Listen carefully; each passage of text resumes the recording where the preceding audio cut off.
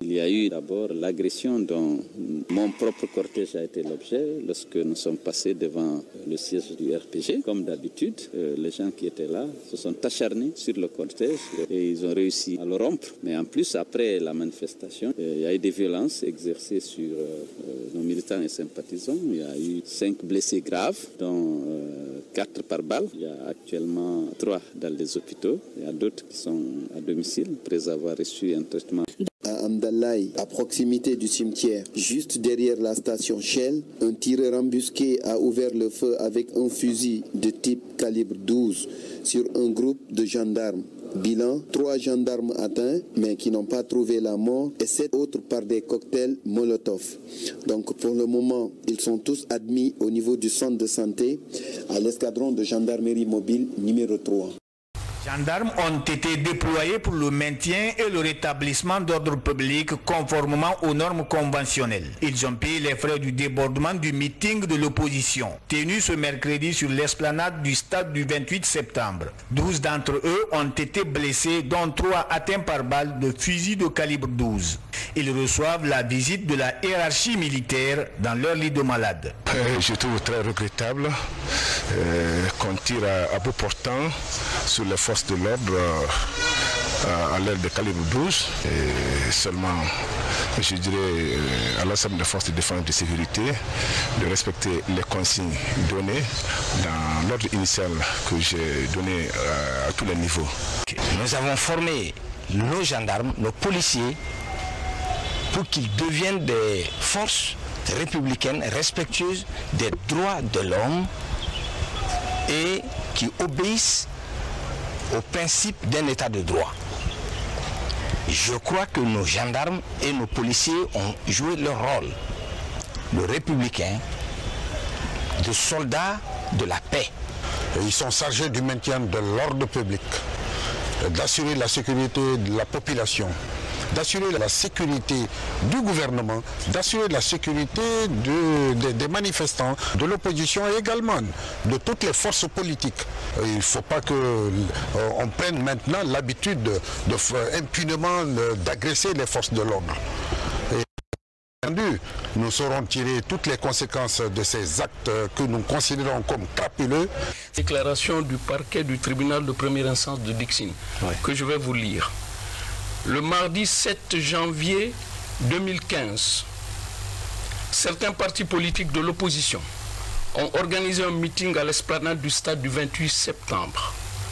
À l'issue de la rencontre, des individus se sont attaqués aux forces de l'ordre en utilisant des armes, fusils calibre 12, des pierres qui ont occasionné des blessures graves sur la personne de certains agents de la force publique.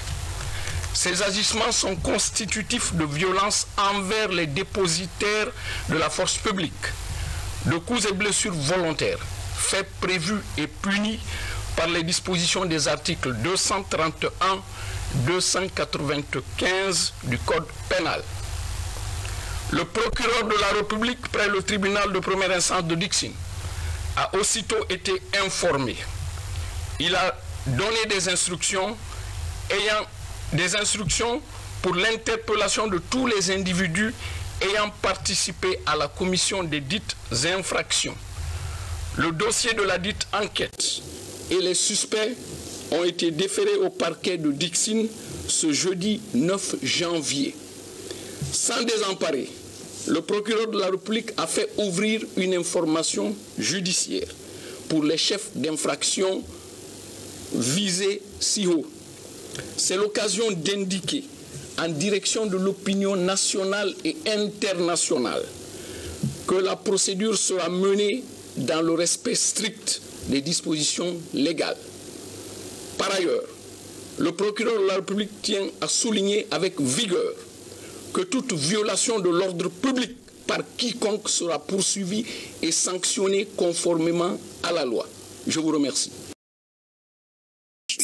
C'est l'opposition républicaine qui a demandé à ses militants de se rendre au stade du 28 septembre pour assister à un meeting d'information et de sensibilisation. Donc nous sommes concernés. Il est de notre responsabilité de les soutenir, surtout que nous considérons qu'ils sont arrêtés à tort. Si on les arrête arbitrairement, il faut qu'on soit à côté de nos militants. Il faut qu'on ait le courage. Si on doit les amener en prison de la façon la plus injuste, il faut qu'on soit à côté. L'opposition républicaine n'a pas de problème avec le RPG. Nous avons le problème avec le gouvernement de M. Alpha Condé. Nous n'avons aucun intérêt à nous attaquer au chef du RPG Arc-en-Ciel pour un meeting qui est prévu au stade du 28 septembre. Qu'est-ce que les forces de l'ordre faisaient devant le chef du RPG Arc-en-Ciel? Est-ce que le RPG Arc-en-Ciel est un supra-parti au-dessus des autres partis? Pourquoi le chef des autres partis ne sont pas sécurisés? C'est à cela que nous disons que c'est de la provocation. S'ils tiennent toujours à la violence, je répète encore que nous sommes dans un état de droit, même si on est député, au-dessus de la loi. C'est la loi qui est au-dessus de tout le monde. Par conséquent, ils se heurteront à la loi. Il y a des voies par lesquelles ils peuvent passer pour résoudre ce problème-là. Une des voies, c'est la justice. Une des voies aussi, c'est l'Assemblée nationale. S'ils